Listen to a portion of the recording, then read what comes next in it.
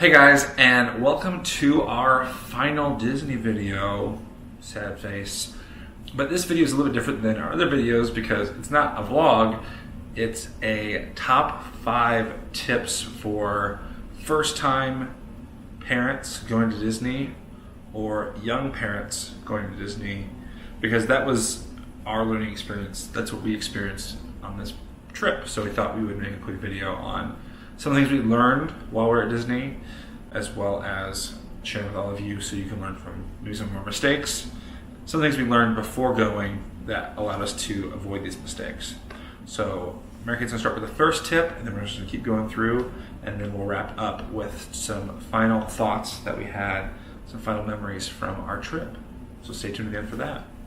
Alright, so our first tip would be to travel with family. So this was our very first time traveling with him, and it was a new experience, so it definitely helped. We went with my entire family.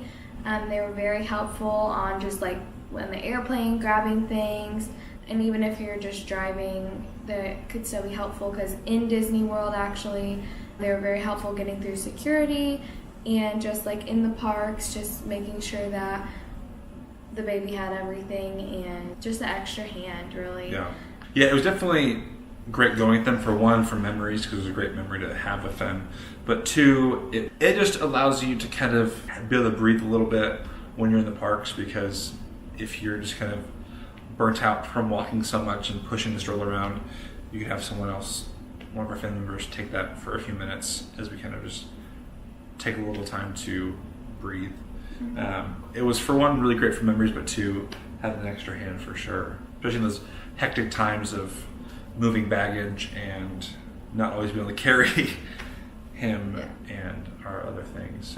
So that leads to tip number 2, which was only pack the essentials in your diaper bag on your park days, or even if you're just leaving your hotel. So we have a very large diaper bag, which is great when we're not in a large park trying to get around to different events and make schedules and packing things into small places. So I would say next time we go, we're definitely going to have a smaller diaper bag. I don't think we could necessarily do a smaller bag because we cloth diapers, so our diapers are bigger than the standard. Yeah. We can't fit 5 diapers in one little pocket in our bag. Yeah. We have to use the whole diaper bag for our diapers. But I would definitely say next time maybe to do a backpack diaper bag, or just a backpack in general can work for a diaper bag.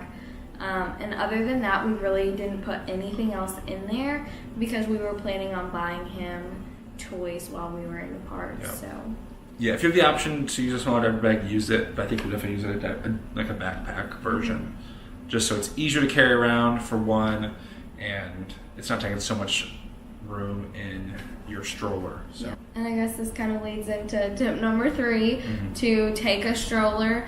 Matthew, we were a little nervous that he wouldn't like it because he, like at home, doesn't really ride in the stroller much, but he actually did really well. He mainly slept in the stroller, and then outside of that, I pretty much wore him or just held him the whole time.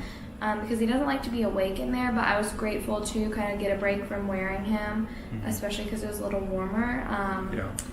But I would also say within this tip to take a baby carrier, because it was very useful. It's a smaller thing, so you didn't always have to be like pushing around and worrying about this and that. You could park the stroller somewhere else and still have something to hold the baby and give you support without having to really hold him.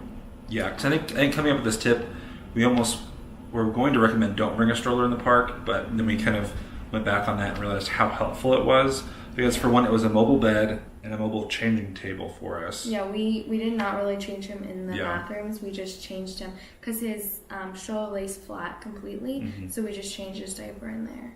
Yeah, if you have a compact bassinet sort of seat, I would definitely recommend bringing that, because that was the most useful for us. Yeah, he was able to sit up in it and all that. So. Yeah, he's a little bit older and a little more, he's pretty strong for his age, so he's able to sit up in things, which made it easier for him to kind of have multiple positions in this one stroller. So I would say definitely bring one, and make sure that it's mobile. If you have one that can't really make quick turns, especially if you're going during the busy season, it's going to be very difficult to move around. I also say bring your own over renting one in the parks, because renting is expensive even if you go with the less comfortable option.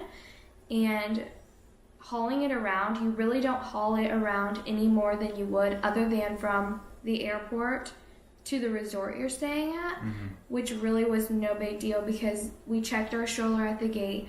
We got it right when we got off the plane, and then we gave it to the people that took us to our resort, which was through Disney, and they just put it under the bus, and that was the only extra time we had to worry about the stroller. Whereas if you rent it, you have to worry about it getting onto buses or whatever the case is. You always have to worry about it, so why not just bring your own and save the money?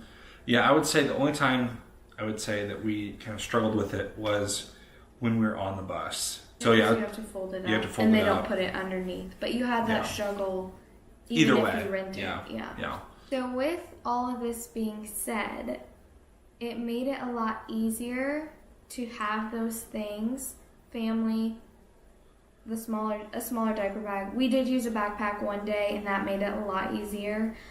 So family being there, the diaper bag, and a good stroller all made this trip much easier because we went during the busiest time of the year, which was obviously, you guys saw, the end of Christmas time going into New Year's. It was packed. We could hardly move around on New Year's Eve in Epcot. You guys saw that. It was ridiculous. I would say a very big tip is avoid those times. It was so fun, and I loved to see the fireworks and experience Disney at Christmas. It's a one-time thing, and it's not a thing to do with an infant. The buses, if you took the buses, took a little bit longer, and they're always packed full of people. We were lucky to have the boat that took us from our resort to Magic Kingdom, but we only went to Magic Kingdom one day. Although if you went, you could get on the monorail, right, from Magic Kingdom. So that was also an advantage. Utilize the monorail system because it's the easiest way to travel using a stroller, because you don't have to fold it up on the monorail. That's you true. just walk it right in, and he didn't have to get out or anything, which was part of a big problem for him. Was if he was content in it and we took him out and then tried to put him back in, he wasn't going to go back in. Yeah, he likes being held. So our fifth and final tip is something that you guys may have seen or should have seen. If you haven't seen it, watch our Hollywood Studios video, which will be right here in the info card, is to utilize Rider Switch. Now, those of you who don't know what Rider Switch is an option for couples, especially with young kids, to have one person ride the ride while the other individual might be waiting in line with you, or you can even actually just leave the line. In our case, it worked out really well because Matthew was sleeping and I was wearing him. So basically what you do is I took Matthew's magic band and my magic band over to this area that they had for Rider Switch.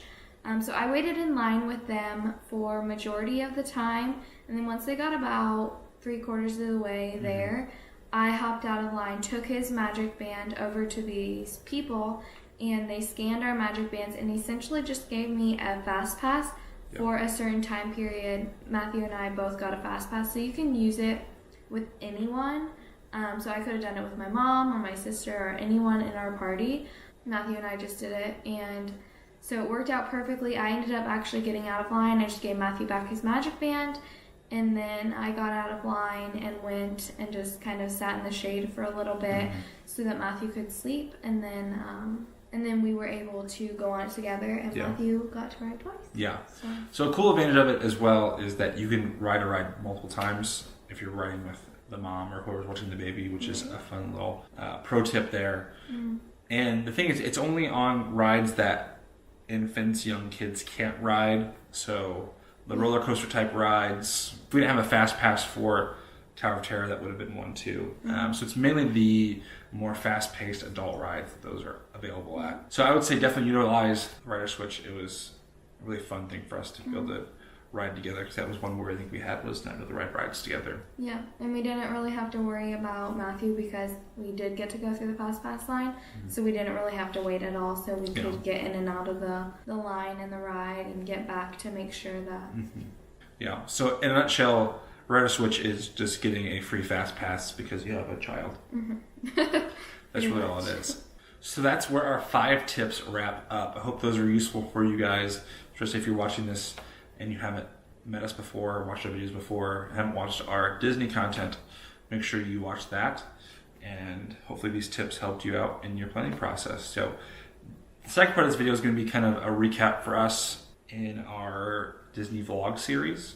We're just going to talk about our favorite things from the trip. So I think the first thing we're going to talk about is, we're already on the topic of rides. We're going to talk about our favorite rides overall. So from all 3 parks we went to, what was your favorite ride, babe? My favorite ride is the Tower of Terror. I don't really care for the theming of the ride too much because it kind of freaks me out a little. I don't really like the beginning of the ride, but I do like the drop part. I think that it was a lot of fun. It didn't feel like a roller coaster drop. It's like a different, I don't know. It was just like a fun ride. Yeah, it's like you're falling. It's like a free fall. Yeah. So my favorite ride, earlier on in the trip, I would have said it was Slinky Dog Dash. I really enjoyed that. It was a fun little roller coaster.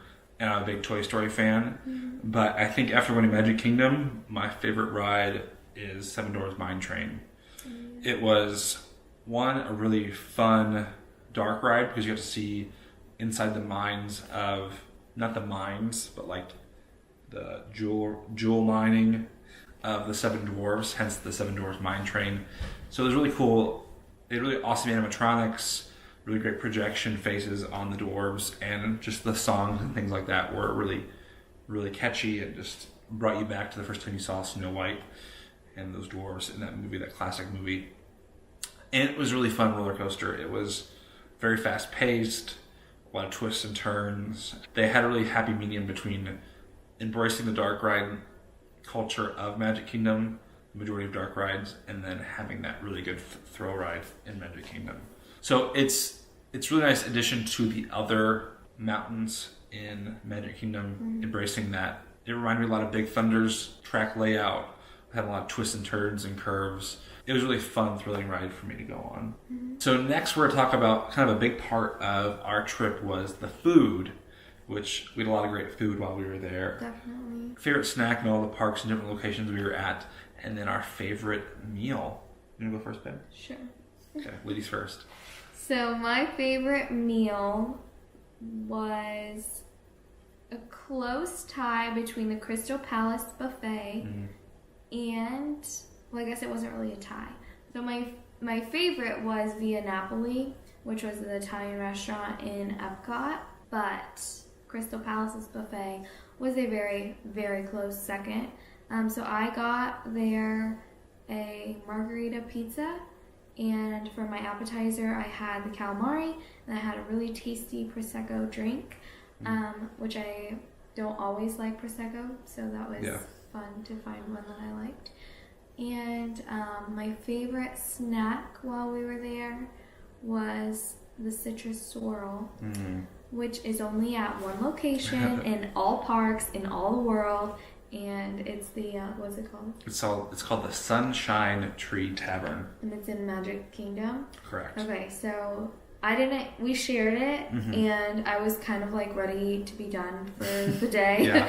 So I didn't really I wish I would have gotten my own. But definitely next time, that's something I have to look forward to. And I would say that wasn't my favorite snack. I was hyped about it. It was good, but it wasn't my favorite thing I had. So I would say my 2 favorite snacks, I have, one is superior over the other, but they're really close. So my top 2 are the Mickey Premium Bar. I really like that. And that's a classic. Yeah, it's a classic one. Sadly, I only had one. Yeah, even though we had 5 in our freezer. Yeah. Before we left. Yeah. And my second, or actually my first, is Dole Whip. I know I'm a very cliche, basic dude. Both of those are very cliche. Yeah, they're both very classic Disney treats. It was Mickey Premium Bar and Dole Whip. But I found Dole Whip to be very refreshing in the hot weather, and the texture. It was really creamy and delicious. The one thing that held me back from liking the citrus swirl, and maybe I need to go again to try it, because it was very sort of icy and kind of chunky, but it had good flavor. So I think if I go back during a season where they're not pumping out a bunch of the citrus swirl and just have a good quality fresh citrus swirl, maybe it's better. But I would say Dole Whip is my number one, with Mickey Premium Bars coming out in a close second. And my favorite meal. Now, I've thought a lot about this, and I think I'm going to surprise Mary Kate with my choice. Is like an overall favorite meal from appetizer, entree, drink, and dessert. Can I guess? Yes. Ale and Compass. No, you're wrong. My top two, my second favorite, the runner-up, was Morimoto Asia. Yeah, I didn't think you'd pick that. Really? Yeah. I know you think... I knew that that's what you thought I would predict, but I didn't think that. That was definitely one of my favorite meals. My entree was awesome, my appetizer was great, and my drink was great, but my dessert was terrible. My dessert was delicious. Yeah, I know you had a good dessert, which puts it as my you second. Definitely. Okay, never mind. Which puts it at my second for me. I would say it was Via Napoli. I think that was my favorite overall meal. Oh. Yeah. Overall favorite meal for sure. I think you can't go wrong with what you get there. Yeah. I think that's so true. That's so true. Because yours was really good, and you got... I got the lobster ravioli, which was awesome. And our dessert was so good. I got the cannoli. Yeah, our desserts were great too. So good. Her cannoli was... I don't usually like cannoli. I love cannoli. Was so good. I love a good cannoli. Wait, is that how you say it? Did I say it wrong? Why do you say cannoli? I say cannoli. I think cannoli's plural. Okay. I love a good cannoli. Maybe cannoli singular. Whatever. Cannolis are awesome. Cannoli, whatever you call it. I love cannoli. I love cannoli. But my favorite dessert of all time is tiramisu. And they had a really good tiramisu there. Better than the one I make you? Not as good as the one you make me, honey. So my pasta was really good, and I had some of her pizza because she couldn't finish it all. That was really awesome. And then I had the scampi, which were really good as well. So all around, it's all delicious. And Via Napoli is a really good, I would say, very good traditional Italian restaurant. Yeah. And if you love pasta, I believe all of it's handmade there, which is also a big plus. Something really cool there, which we may have talked about in another video, was that pretty much all the workers are from Italy. And it was just a really fun atmosphere because they would speak Italian to each other. Mm-hmm. And for me, I would love to learn Italian, so I thought that was really fun to listen to. Maybe a goal of ours should be to learn Italian before next time we go to Disney. So we can interact with them. Yeah. It's a fun goal. Yeah, the one great thing about Epcot, and I wish we spent more time there, is that, especially the World Showcase, everyone that works in each pavilion either knows the language for the most part, or has lived there, or is actually a native from the country they represent, which is a really cool cultural experience. I was going into the trip thinking Morimoto Asia was going to be my favorite because I love Morimoto, the Iron Chef Morimoto, but Japanese food, really great meal, but not having the complete meal for me was what brought Via Napoli as number one for me. So I think that's where we're going to end our video.